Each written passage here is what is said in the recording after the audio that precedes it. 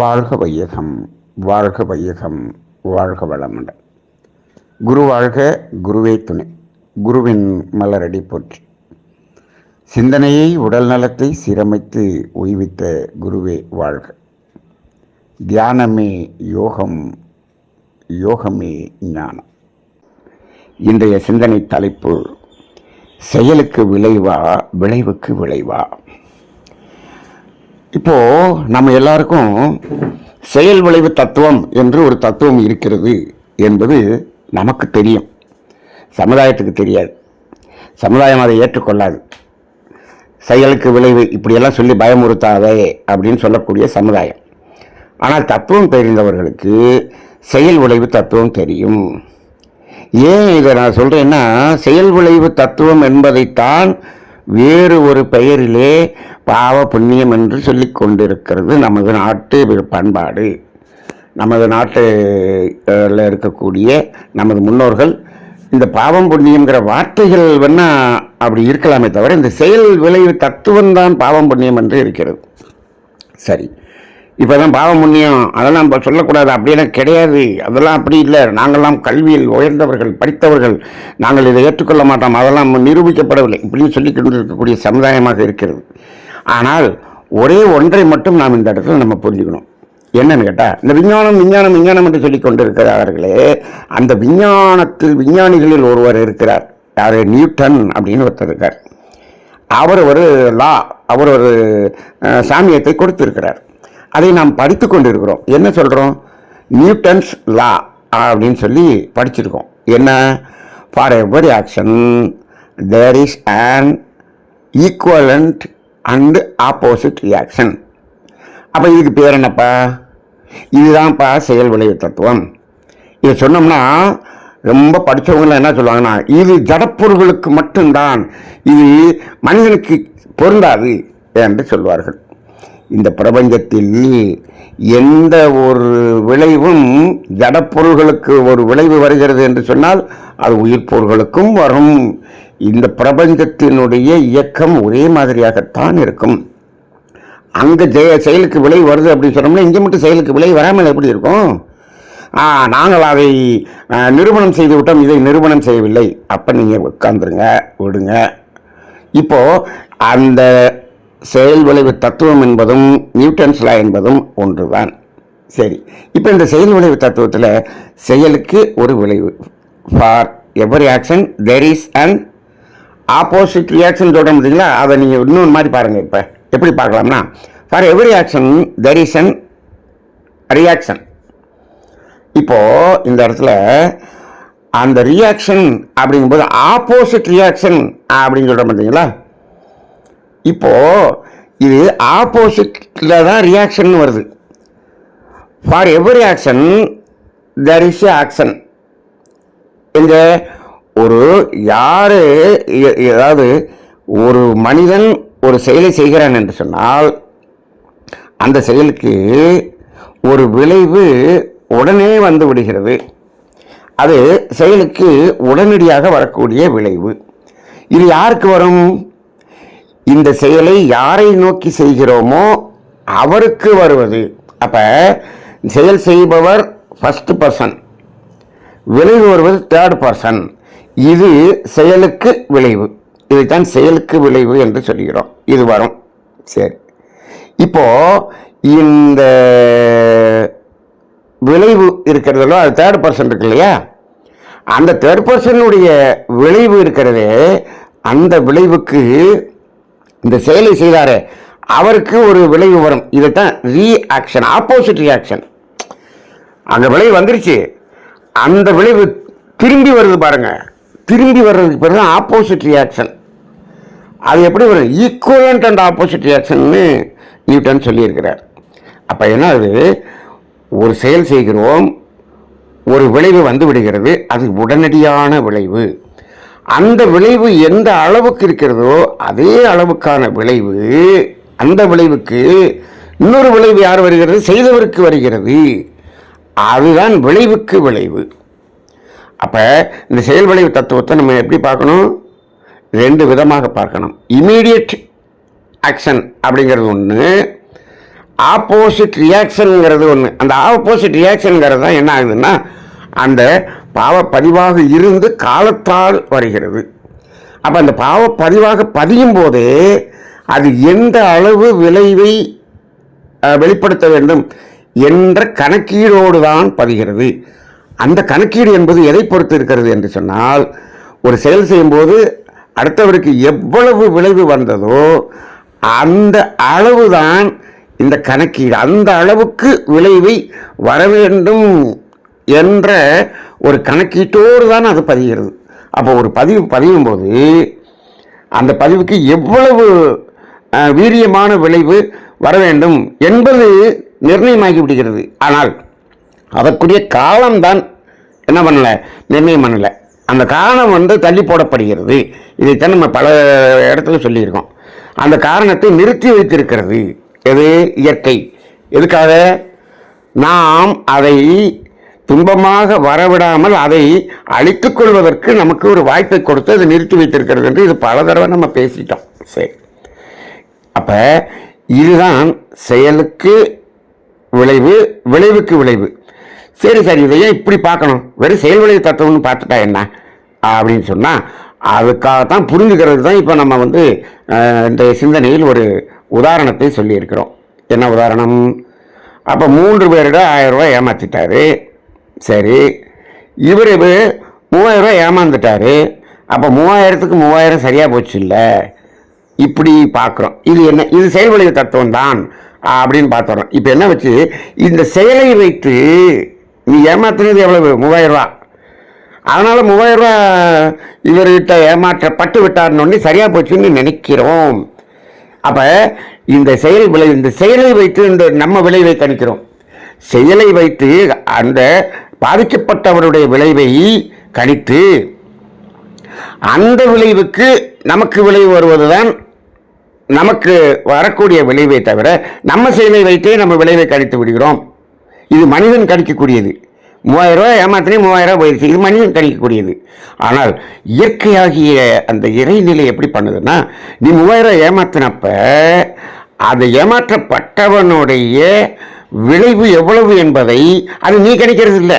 நம்மள்கிட்ட அந்த வேலையே கொடுக்கல. அது இயற்கை கணித்துக் கொள்கிறது, இறைநிலை கணித்துக் கொள்கிறது, இறை அறிவு கவனித்துக் கொள்கிறது, அதை கணிக்கிறது. நம்மளை கணிக்க சொன்னோம்னா இப்படி தான் கணிப்போம். 3000க்கு 3000 சரியா போச்சுன்னு தான் கணிப்போம். ஆனால் இது கணிக்கக்கூடியது இறை அறிவு. அது என்ன பண்ணுது? அப்போ 3 பேர்கிட்ட ஏமாத்தணுமே, அதில் ஒருத்தர் மாதம் 1 லட்சம் சம்பாதிக்கிறவர், ஒருத்தர் மாதம் 10,000 சம்பாதிக்கிறவர், ஒருத்தர் டெய்லி ஒரு 200 ரூபா கூலிக்கு போகிறவர். 3 பேருக்கும் அந்த 1000 ரூபாய் ஏமாற்றப்பட்ட போது அந்த 3 பேருக்கும் ஏற்பட்ட துன்ப விளைவு என்பது ஒரே மாதிரி இருக்குமா? இருக்காது இல்லை. அப்போ அந்த 200 ரூபா கூலிக்கு போகிறவர் எவ்வளவு கஷ்டப்பட்டிருப்பாரு, இந்த 1 லட்சம் இருக்கவர் எவ்வளோ கஷ்டப்பட்டிருப்பாரு. நீ 1000ஐ 1000ஆகவே கணக்கு எடுக்கிறாய். இது மனிதனுடைய அறிவு. ஆனால் இறை அறிவு என்ன பண்ணுது? அந்த 200 ரூபா கூலிக்கு போனாரே அவர் 1000 ரூபாய் ஏமாறும் பொழுது அவருடைய மன உணர்வு 30,000 டிகிரி துன்பப்படுது. இந்த 1 லட்ச ரூபா சம்பாதிக்கிறவருக்கு வெறும் 300 டிகிரி தான் துன்பப்படுது. இப்போ இந்த 3 பதிவும் இங்கு பதியப்படும் போது அந்த செயலுக்கு பதிவு கிடையாது, செயலினுடைய விளைவுக்குத்தான் பதிவு. இதைத்தான் பாவப்பதிவு என்று சொல்கிறோமே, அந்த பாவப்பதிவு என்பது இந்த செயலினுடைய விளைவுக்குத்தான் பதிவு. அப்போ என்ன ஆகும்? அந்த முதல் நபர்கிட்ட ஏமாத்தணுமே அதுக்கு 300 டிகிரின்னு பதியும். ஆனால் 3வது நபர்கிட்ட ஏமாத்தணுமே 30,000 டிகிரின்னு பதியும். இப்போ விளைவு வரும் பொழுது நீ 1000க்கு 1000 ஏமாந்துட்டா சரியாக போச்சுன்னா இல்லை. அங்கே விளைவு எப்படி வரும்னா, நீ அந்த விளைவு வரும் பொழுது அந்த 30,000 டிகிரி மனதால் நீ துன்பத்தை அனுபவிக்க வேண்டும். அப்போ இந்த விளைவு வரும்போது நீ எவ்வளவு வசதியில் இருக்கிற, நீ என்ன நிலையில் இருக்கிற, உன்னுடைய ஸ்டேட்டஸ் என்ன. அப்போ 30,000 டிகிரி நீ மனசில் துன்பப்படணும்னா நீ இப்போ இருக்கக்கூடிய நிலையில் என்ன நடந்தால் நீ அந்த அளவுக்கு துன்பப்படுவாய் என்று இயற்கை கணிக்கிறது. ஒரு உதாரணத்துக்கு வச்சுக்கோமே, ஒரு பைபாஸ் சர்ஜரி பண்ணி 5 லட்ச ரூபா செலவு பண்ணாதான் 30,000 டிகிரி நீ துன்பப்படுவ அப்படிங்கிற ஸ்டேட்டஸில் நீ அந்த நிலையில் இருக்கேன்னு வச்சுக்கோ. அப்போ இதே ஒரு 100 ரூபா ஒரு ஒரு கூலியில் இருக்கிறார் அப்படின்னு வச்சுக்கோங்க. அவர் கூலிக்காரராக இருந்தார்னா அவர் 1000 ரூபாய் இழந்தாலே அவ்வளோ கஷ்டப்படுவார். ஆனால் இப்போ நீ என்ன பண்ணுற, நீ நல்ல மாதம் 2 லட்ச ரூபா நல்ல வருமானத்தில் நல்ல வசதியாக இருக்கிற. இப்போ இந்த விளைவு வர வேண்டி இருக்கிறது.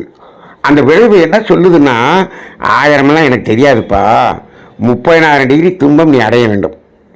அப்போ என்னாச்சு, நீ ஒரு பைபாஸ் சர்ஜரி பண்ணி உனக்கு 5 லட்ச ரூபா செலவு பண்ணி பண்ணினாதான் நீ 30,000 டிகிரி நீ துன்பத்தை அனுபவிப்பாய் என்று சொன்னால், அந்த 1000 ரூபாய் ஏமாத்தினதுக்கு விளைவு 5 லட்ச ரூபா செலவு பண்ணி ஒரு பைபாஸ் சர்ஜரி பண்ணுறது தான் விளைவு.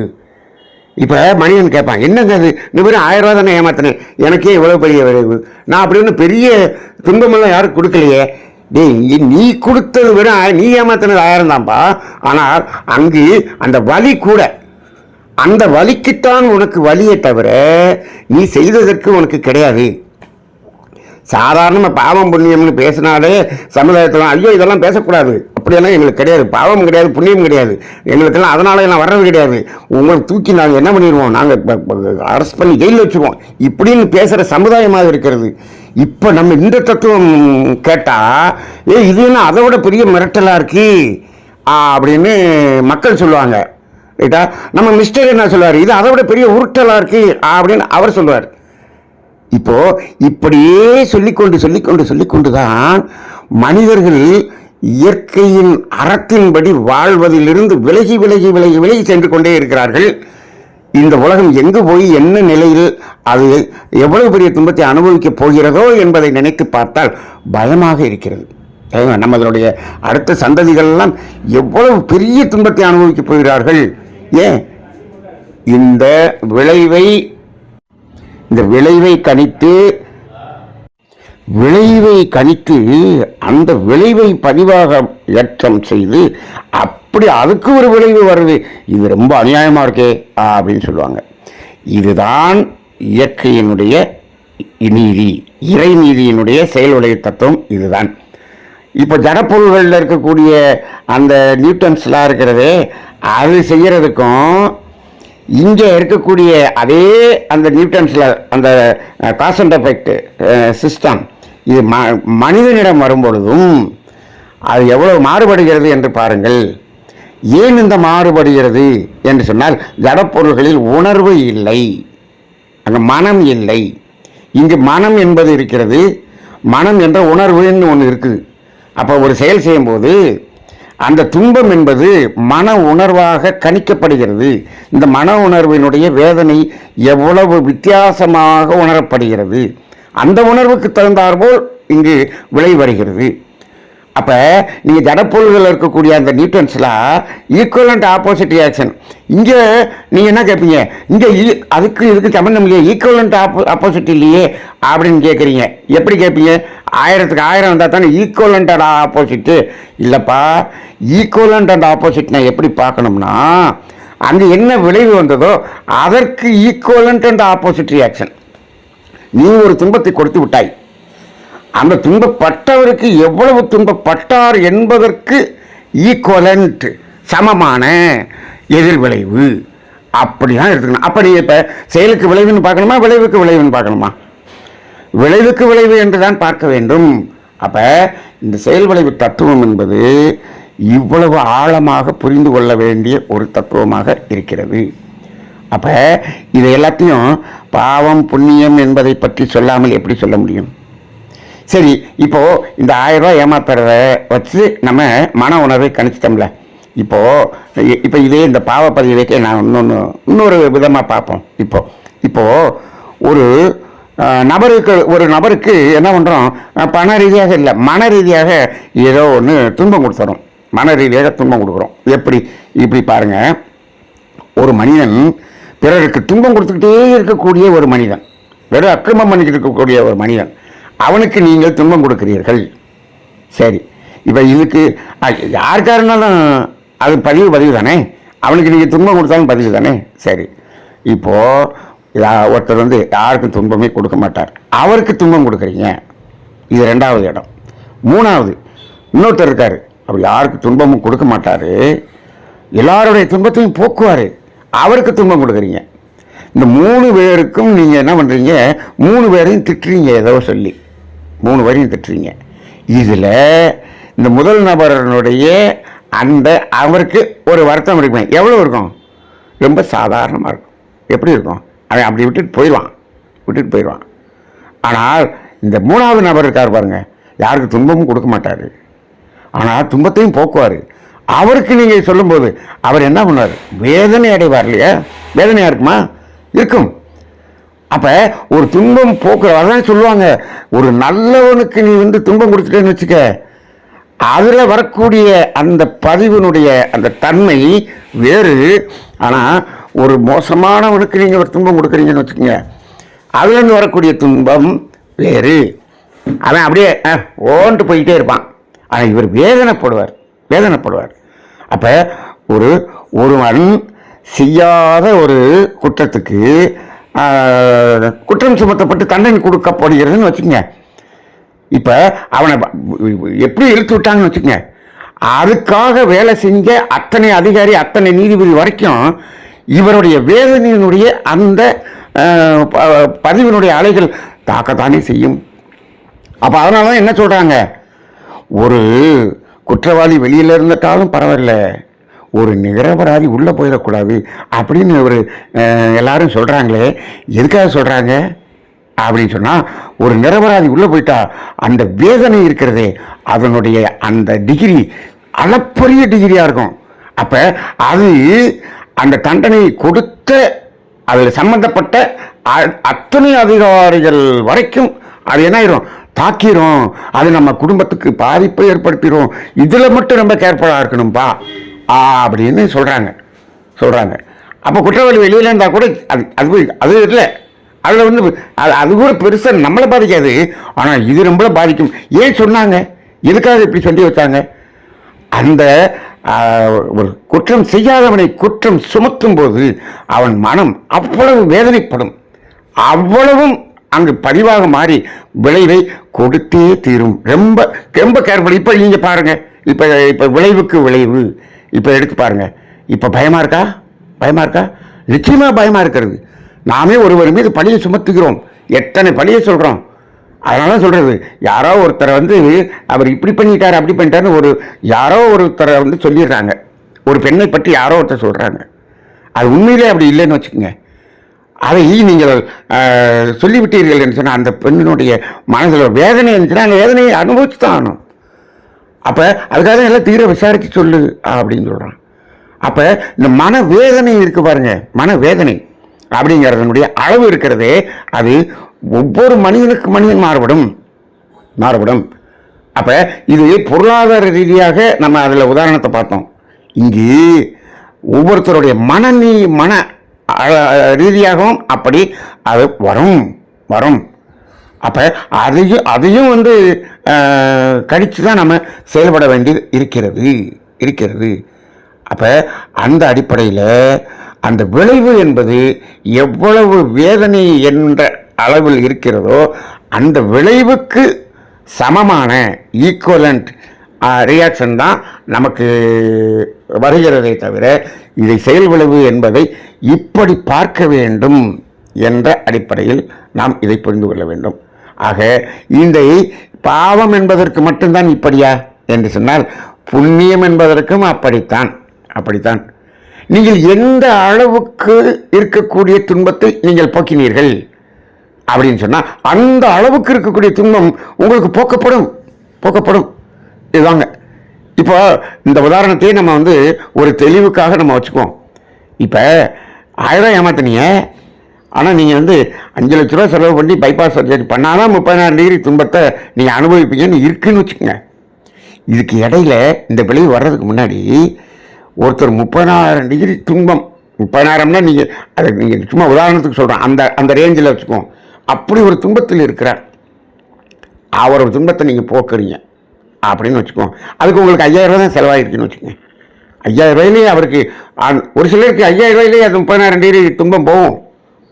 ஏன் அது அவர் இருக்கக்கூடிய ஒரு நிலையை பொறுத்து இருக்கிறது. இப்போ தெரியுதா ஏன் பாத்திரம் இருந்து பிச்சை எடுன்னு சொன்னால், நீ எங்கே வந்து இப்போ எல்லாம் அன்னதானம் போடுறேன்னு சொல்லி வீட்டில் சோறு வைக்காமல் வந்து எல்லாரும் சாப்பிட்டுக்கிட்டு இருக்காங்க. அவங்களுக்கெல்லாம் அன்னதானம் போடுறேன்னு சொல்லிக்கிட்டு இருக்கான். நான் 3 மூடை அரிசி அன்னதானம் போட்டு விட்டேன். சாப்பிட்டதவெல்லாம் யார்?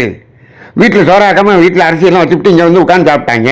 இப்போ எனக்கு 3 மூட்டை அரிசி தான் போச்சே தவிர உன்னுடைய பாவம் ஒன்றும் கழியவில்லை. ஏன்? நீ போட்டதெல்லாம் யார்? அவன் விவரமாக வந்து தின்ட்டு போயிட்டான். அங்கே ஒன்று துன்பம் போக்கவில்லை. உனக்கு புண்ணியமே கிடையாதுப்பா. இப்போ எல்லாம் அன்னதானம் போடுறீங்களே, அன்னதானம் போடுறதுக்கெல்லாம் புண்ணியம் சேருதுன்னு நினைக்கிறீங்க. கிடையாது. பாத்திரம் அறிந்து பிரச்சனை. அப்போ அந்த துன்ப உணர்வு நீங்க வேண்டும். துன்பம் இருக்கிற இடத்துல போடணும், நீடு பேஸில் இருக்கணும் அப்படின்னு சொல்கிறோம். ஆனால் இப்போ அதெல்லாம் செய்கிறது இல்லை. தேவை அறிந்து செய்தணும். அப்போ அந்த இடத்துல இப்போ என்ன பண்ணி 5000 ரூபாயில் நீங்கள் 30,000 டிகிரி துன்பத்தை போக்கிட்டீங்கன்னே வச்சுக்குவோம். இப்போ இங்கே உங்களுடைய கர்ம வினை என்ன ஆகுது? பைபாஸ் சர்ஜரி கேன்சல் ஆகுது. ஒருவர் என்னிடம் கேட்டார். எப்போ கேட்டார்னா, நீங்கள் பெரிய ஆன்மீகம் பேசுகிறீங்க, ஆன்மீகத்தில் இந்த இதெல்லாம் தீர்த்த முடியுமா? நோயை தீர்த்த முடியுமா? போலியோவை ஒழித்து விட முடியுமா? இதை ஒழித்து விட முடியுமா? எங்கள் விஞ்ஞானம் தான் இதையெல்லாம் ஒழித்தது, இந்த உங்கள் ஆன்மீகத்தால் ஒழித்த முடியுமான்னு கேட்டார். இப்போது 5 லட்ச ரூபா செலவு பண்ணி பைபாஸ் சர்ஜரி வர வேண்டியதை இப்படி ஒரு புண்ணியம் என்பது அந்த கர்மவினையை அழித்து விட்டால் பைபாஸ் சர்ஜரி கேன்சல் ஆகும். எப்படிங்க அதுவாக கரைஞ்சிருமா அப்படிங்கன்னா உங்களுக்கு என்ன ஆகும்? சமுதாயத்தில் அதுக்கு யாராவது ஒருத்தர் வந்து ஏதாவது ஒரு மூலிகையை கொடுப்பாரு, ஏதாவது ஒரு வழியை சொல்லுவார், ஏதாவது ஒரு யோகா சொல்லுவார், எப்போ இதை செஞ்சு பாருப்பா கொஞ்ச நாளைக்கு, அதுக்கப்புறம் பைபாஸ் சர்ஜரி பண்ணலாம்னு சொல்லுவார். அப்போ அந்த பைபாஸ் சர்ஜரி கேன்சல் பண்ணுற நிலைமை வரும், அதற்குரிய சூழ்நிலை வரும். இது ஏன் சொல்கிறேன் என்று சொன்னால், பைபாஸ் சர்ஜரி பண்ணியே ஆக வேண்டும் என்று சொன்னவர்கள் பைபாஸ் சர்ஜரியை கேன்சல் பண்ணது நான் கிட்டத்தட்ட ஒரு 15 பேரை நான் பார்த்திருக்கிறேன். அப்போ நானே நிறைய இடத்துல நான் பேசுகிறேன், ஹவு டு பைபாஸ் சர்ஜரி அப்படின்னு பேசுறது உண்டு. எப்போ நீ இந்த உயிராற்றல், ஜீவகாந்தம், நமது செயல்விளைவு தத்துவம், கர்மவினை தத்துவம், யோகா, மெடிடேஷன், இந்த மாதிரி இயற்கையை புரிந்து கொண்டு அதன்படி நம்ம வாழ ஆரம்பித்து விட்டோம் என்று சொன்னால் கொஞ்சம் கொஞ்சமாக என்ன பண்ணிடலாம், அதை சரி பண்ண முடியும். அதையுமே சரி பண்ண முடியும், அதையும் கேன்சல் பண்ண முடியும். ஏன்? இது யார் கேன்சல் பண்ணுறது? இயற்கையாகிய இறை அறிவு கேன்சல் பண்ணுது. அவ்வளோதான். அப்போ இதெல்லாம் முடியவே முடியாது. விஞ்ஞானத்தின்படி ஒரு பைபாஸ் சர்ஜரி பிளாக், இவ்வளோ பிளாக்னா முடியாது என்று சொல்லுகிறார்களே. 95% பிளாக் இருக்கிறவர் டிஸ்சார்ஜ் ஆகி வீட்டுக்கு வந்து அவர் பைபாஸ் சர்ஜரி பண்ணாமல் நன்றாக இருந்தவரை நான் பார்த்திருக்கிறேன். நான் அவரோடு கூடவே இருந்திருக்கிறேன். அப்போ இருக்குது. அப்போ என்ன அப்படின்னு சொன்னோம்னா, இப்போ மருத்துவத்தால் முடியாது என்று சொன்னாலும், இப்போ மருத்துவர் என்ன சொல்கிறார்? விஞ்ஞானம் சொல்லிக்கிட்டு இருக்கோம். மருத்துவர் என்ன சொல்கிறார் தெரியுங்களா? எங்களால் முடிந்த அளவுக்கு நாங்கள் மருத்துவம் செய்து விட்டோம், இனிமேல் இவரை காப்பாற்ற வேண்டும் என்று சொன்னால் இறைவன் தான் காப்பாற்ற முடியும்.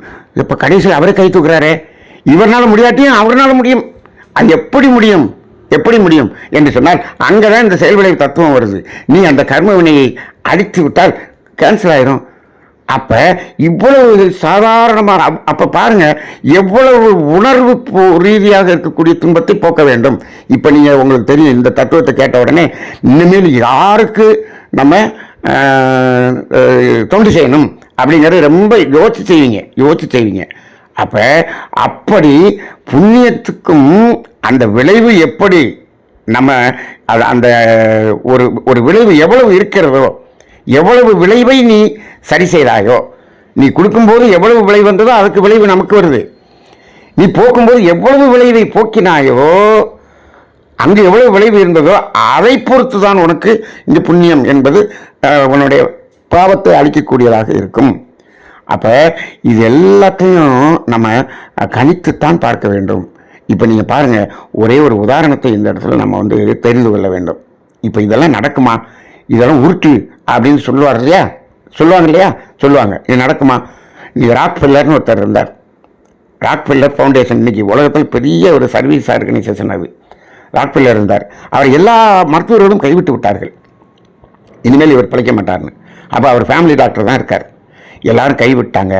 இனிமேல் நீங்கள் பிழைக்கிறதுக்கு மருத்துவர்களால் ஒன்றும் வழி இல்லை, இனிமேல் இறைவன் நினைத்தால்தான் நீங்கள் குணமாக முடியும் அப்படின்னு அந்த டாக்டர் சொல்லிட்டார். அப்போ அந்த ராக்ஃபெல்லர் என்ன கேட்குறார்? இறைவன் நினைக்க வேண்டும் என்று சொன்னால் நான் என்ன செய்ய வேண்டும் என்று கேட்கிறார். அப்போ இவர் சொல்கிறார், அந்த டாக்டர் சொல்கிறாரு, பல பேருடைய துன்பத்தை போக்க வேண்டும், புண்ணியம் செய்ய வேண்டும் என்று அவர் சொல்கிறார். ஒரு டாக்டர் சொல்கிறார். உடனே இவர் பல பல கோடிகளை எடுத்து எடுத்து உலகத்தில் எங்கெல்லாம் துன்பம் இருக்கிறது எல்லாத்தையும் போக்குவதற்காக இவர் எல்லாத்தையும் கொடுக்க சொல்கிறார். கொடுக்க அவருடைய ஹெல்த் இம்ப்ரூவ் ஆகி அவர் என்ன ஆகிட்டார், பிழைச்சி வந்துட்டார். வந்த பிறகு தனது அத்தனை கோடி சொத்துக்களையும் அறக்கட்டளையாக மாற்றி உலகத்தில் எங்கு துன்பம் இருந்தாலும் கொடுங்கள் என்று கொடுத்தார். அதுதான் ராக்ஃபெல்லர் ஃபவுண்டேஷன். உலகத்தில் பெரிய ஒரு ஆர்கனைசேஷன் அது. இன்றைக்கும் அதனுடைய ஃபவுண்டேஷன் இருக்கிறது. அப்போ இது எப்படி நடந்தது? விஞ்ஞானம் என்று பேசுகிறேன். அதை சொன்ன அந்த மருத்துவர் தான், அந்த ஃபேமிலி டாக்டர் தான் அதையும் சொல்லியிருக்கிறார். அப்போ என்ன, அவர் மெஞ்ஞானத்தை உணர்ந்த விஞ்ஞானியாக இருந்திருக்கிறார், மருத்துவராக இருந்திருக்கிறார். அதனால் இப்போ நம்ம மெஞ்ஞானம் தான் உயர்ந்தது என்று நம்ம சொல்லவில்லை. மெஞ்ஞானத்தோடு விஞ்ஞானம் இணைந்து செயல்பட வேண்டும் என்று சொல்கிறோம். இப்போ என்னாச்சு, மெய்ஞானத்தை எதிர்ப்பது தான் விஞ்ஞானம் என்ற நிலைமைக்கு இப்போ படித்தவங்கெல்லாம் அப்படி ஆயிட்டாங்க. மெய்ஞானிகள் விஞ்ஞானத்தை ஏற்றுக்கொள்கிறார்கள், ஆனால் விஞ்ஞானிகள் மெய்ஞானத்தை ஏற்றுக்கொள்வதில்லை. அப்போ என்ன, இது ரெண்டும் இணைஞ்சு போகணும். இது ஐன்ஸ்டீன்லேருந்து நியூட்டன்லேருந்து அவங்க ஐன்ஸ்டீன் கடைசியில் இதைத்தான் சொல்லிவிட்டு சென்றார். அதை எழுதியவும் செய்தார். அது எழுதியது வெளியே வரவில்லை. கடைசியாக அவர் இறக்கும்போது எழுதிய அந்த தத்துவம் வெளியில் வரவில்லை. அப்போ அது விஞ்ஞானமும் மெஞ்ஞானமும் இணைய வேண்டும்.